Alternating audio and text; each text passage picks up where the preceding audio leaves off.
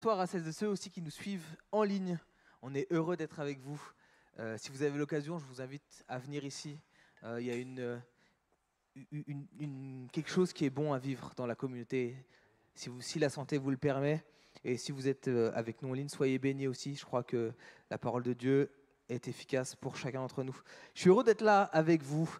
Je vous avoue que j'ai eu mon idée de message tout à l'heure alors que j'étais dans la salle d'attente euh, de l'administration française, vous savez, les défis liés à tout ce qui est papier, ce genre de choses. Et je me suis rendu compte que en changeant de caisse, mon fils n'était plus sur ma carte vitale et toutes les galères d'administration française. Et alors que je dois envoyer des messages aux gens, ils me disent, vous devez prouver que votre enfant est bien votre enfant. Et je me dis, il a quand même ma tête. Il a quand même mon nom de famille, il a mon apparence, mais j'ai eu besoin d'envoyer l'extrait d'acte de naissance, une preuve qui montre que c'est mon fils. Et alors que je réfléchissais à ça, je crois que nous aussi, en tant que chrétiens, il doit y avoir des preuves qui accompagnent notre nom en tant que fils, fille de Dieu. Jean-Baptiste va le dire, produisez donc du fruit digne de la repentance. Il doit y avoir quelque chose, pas juste une apparence, mais des preuves qui marquent qu'on est avec Christ, qu'on appartient à Christ, qu'on marche en tant que disciple. Si quelqu'un regardait à nos vies aujourd'hui, est-ce qu'il verrait des preuves de notre appartenance à Christ? Et Paul va l'écrire, on va rentrer vite dans le texte, dans Colossiens 1. Il va l'écrire à l'église de Colosse, une église qui a été certainement ouverte par un de ses collaborateurs, Epaphras. Et il va écrire ça. Et alors que je lisais ce texte, c'est venu me parler, en tout cas comme... j'ai travaillé en collège pendant un temps et je faisais des oraux de brevet. Et dans les oraux de brevet, ce qui est bien, c'est qu'on a une liste sur quoi noter. Des listes objectives pour faire le bilan. Est-ce que c'est bon, est-ce que c'est pas bon? Et on a des points particuliers. Et il fait comme une espèce de petite liste où j'ai noté 4 points pour faire notre auto-évaluation de où est-ce qu'on en est dans notre fruit avec Dieu. On va lire ce texte, Colossiens 1, à partir du verset 7. Colossiens 1, verset 7. D'après les instructions que vous avez reçues d'Epaphras, donc le collaborateur de Paul, notre bien-aimé compagnon de service est pour vous un fidèle ministre de Christ et qui nous a appris de quelle charité l'Esprit vous anime, de quel amour l'Esprit vous anime. C'est pour cela, pour l'amour qui vous anime et ce qu'on a entendu, que nous aussi, depuis le jour où nous en avons été informés, nous ne cessons de prier Dieu pour vous et de demander que vous soyez remplis de la connaissance de sa volonté en toute sagesse et intelligence spirituelle. Et là, il va donner 4 points de diagnostic pour nous avec Dieu, pour marcher d'une manière digne du Seigneur et lui être entièrement agréable. Premièrement, portant du fruit en toutes sortes de bonnes œuvres. Deuxièmement, croissant par la connaissance de Dieu.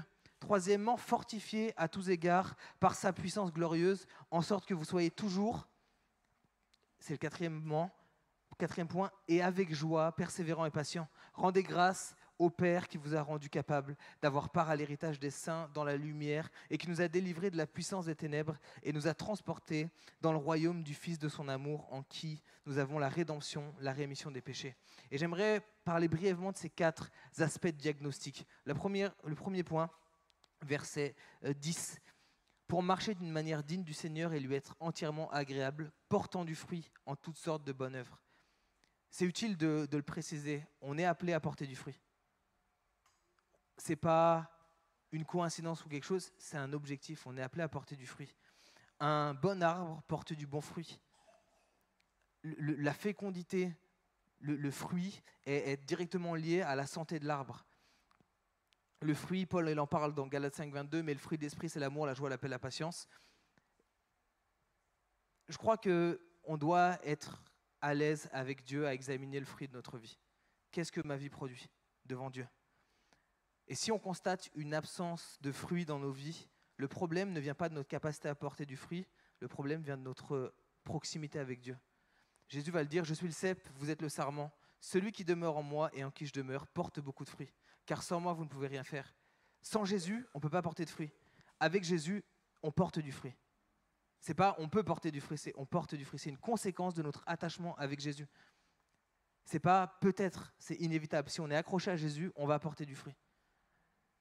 Paul, je reviens au verset 7, il ne félicite pas les Colossiens parce qu'ils ont juste appris la vérité. Il félicite les Colossiens parce que nous avons appris de quelle charité, de quel amour, de quel fruit l'Esprit vous anime. Et on va faire un tout petit point de grammaire aujourd'hui, mais très vite. Je ne sais pas si c'est de la grammaire, mais en tout cas de mots.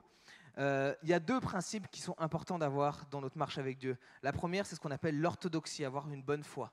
Et la deuxième, on peut l'appeler l'orthopraxie, avoir une bonne pratique. C'est bien d'avoir les bonnes connaissances, mais il faut aussi avoir la bonne pratique qui va avec. Est-ce qu'on connaît ce qui est juste? C'est bien, c'est l'orthodoxie. Et est-ce qu'on fait ce qui est juste? C'est bien, c'est l'orthopraxie. Et il faut qu'il y ait les deux. Le défi, aujourd'hui dans notre société aussi, c'est qu'on est la société qui a accès au plus d'informations de l'histoire de l'humanité. On sait peut-être plus de choses que toutes les générations précédentes. Mais est-ce qu'on met en pratique ce qu'on sait? C'est bien de savoir les choses, mais c'est mieux de le faire. C'est bien de savoir que ça c'est mal, mais c'est mieux de ne pas faire ce qui est mal.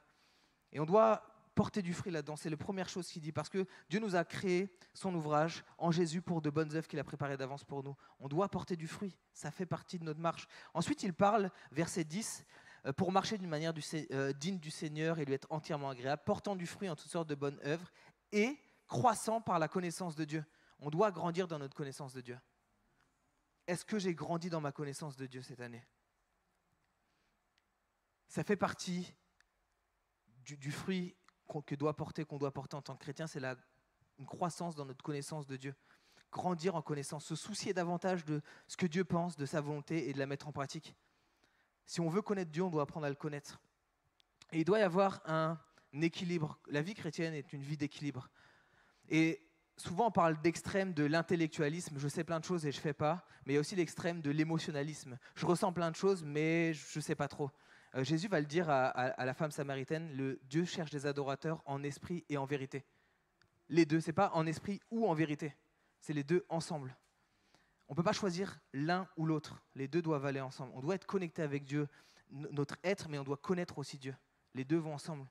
C'est pourquoi, si on regarde l'histoire de l'Église, avec un grand E, il y a beaucoup de personnes qui ont fait des actes terribles sous le coup de la passion et du zèle, sous le coup de l'émotion, parce que la connaissance n'était pas le penchant de l'émotionnalisme. C'est ce que l'auteur de l'Épître aux Hébreux va dire, chapitre 5, versets 12 à 14. Vous, en effet, depuis longtemps qui devriez être des maîtres, vous avez encore besoin qu'on vous enseigne les principes élémentaires des oracles de Dieu. Vous êtes venus avoir besoin de lait et non de nourriture solide. Or, quiconque est au lait n'a pas l'expérience de la parole de la justice, car il est un enfant. Mais la nourriture solide est pour les hommes faits, pour ceux dont le jugement est exercé, habitués à l'usage, à discerner ce qui est bien et ce qui est mal. Il y a une discipline quotidienne, il y a une connaissance quotidienne de ce qui est bien et ce qui est mal. Et on doit grandir dans cette connaissance de la parole de Dieu, de qui est Dieu. Ça doit faire partie du fruit qu'on porte, du résultat qu'on porte dans notre marche avec Dieu. Je vais essayer d'aller vite pour ne pas être trop long non plus. Verset 11, on voit le troisième point. Fortifié à tous égards par sa puissance glorieuse, en sorte que vous soyez toujours et avec joie, persévérants et patients. Est-ce qu'on s'appuie sur la force du Seigneur pour être persévérant et patient? Ça doit faire partie du résultat de notre marche avec Dieu. On porte du fruit, on grandit dans la connaissance et ensuite on dépend de cette force, de cette puissance qui nous permet d'être patients et persévérants. Cette puissance qui est au-dessus de nous, qui nous permet d'aller de l'avant. Quand votre téléphone n'a plus de batterie, il a besoin de quelque chose de plus puissant pour le recharger. On est d'accord? Il a besoin d'électricité. Nous, on a besoin du Seigneur aussi pour renouveler nos forces, pour grandir dans nos forces. Est-ce qu'on est attaché au cep? Ce n'est pas une force qui nous dit « vas-y, tiens, je te donne ma force et fais ce que tu veux ». C'est une force pour être toujours avec joie, persévérant et patient. Paul va le dire d'une manière, ma puissance s'accomplit dans la faiblesse. Je me vanterai bien plus volontiers de mes faiblesses. On a besoin de dépendre de la force de Dieu.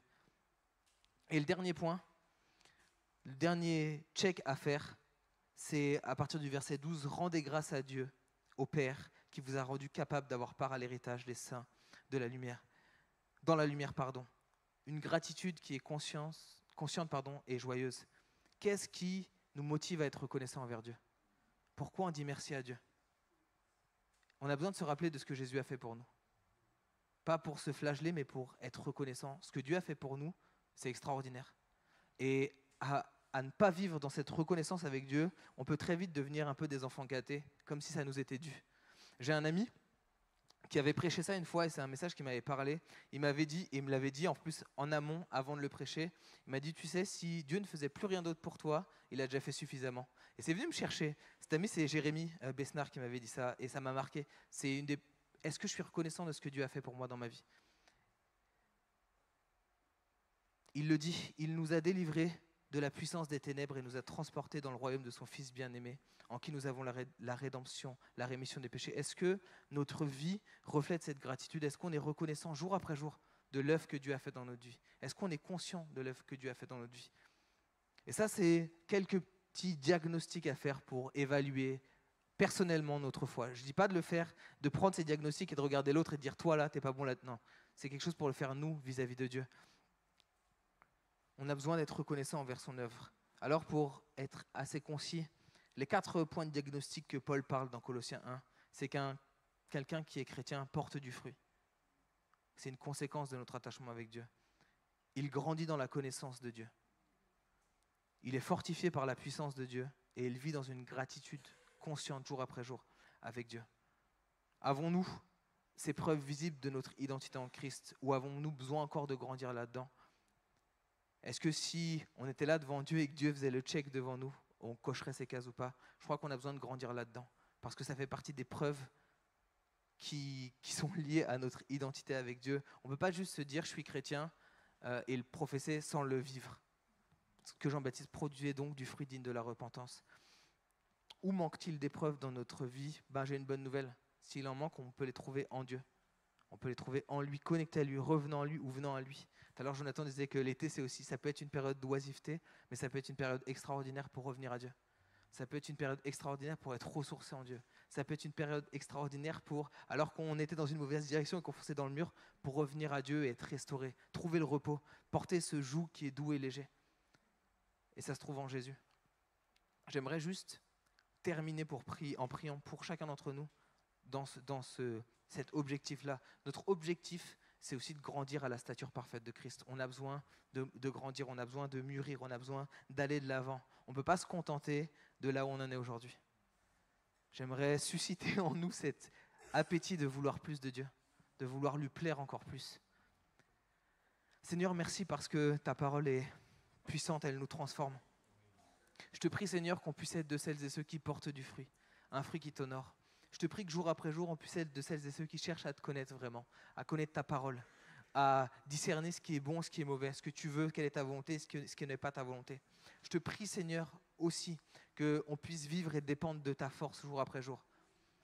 Te faire confiance, que même quand on est faible, savoir qu'on est fort parce que tu es là. Et je te prie, Seigneur, aussi qu'on puisse vivre jour après jour dans cette attitude de gratitude envers toi. Pas juste une fois de temps en temps lever la main et te dire merci, mais être conscient, jour après jour, que si on est là, c'est juste un produit de ta grâce. Que ce n'est pas nos mérites, ce n'est pas nos forces, on n'est pas meilleur que d'autres, c'est juste ta grâce. Et on veut être reconnaissant de ça. Permets-nous de grandir en tant que chrétiens. Permets-nous que l'épreuve soit associée à notre identité d'enfant de Dieu.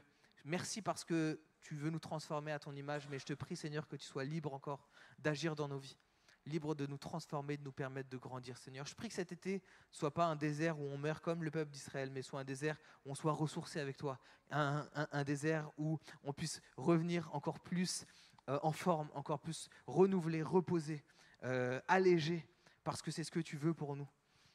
Je te prie que ce soit un temps aussi où on puisse grandir avec toi et en toi. Merci, Seigneur, parce que tu es là encore jour après jour à toquer à la porte et à attendre qu'on ouvre pour souper, pour demeurer avec nous. Et je te prie qu'on puisse être attentif à ça et qu'on puisse t'ouvrir la porte constamment jour après jour. Merci pour ta grâce de marcher avec nous. Merci pour cette promesse que jour après jour, jusqu'à la fin du monde, tu seras avec nous.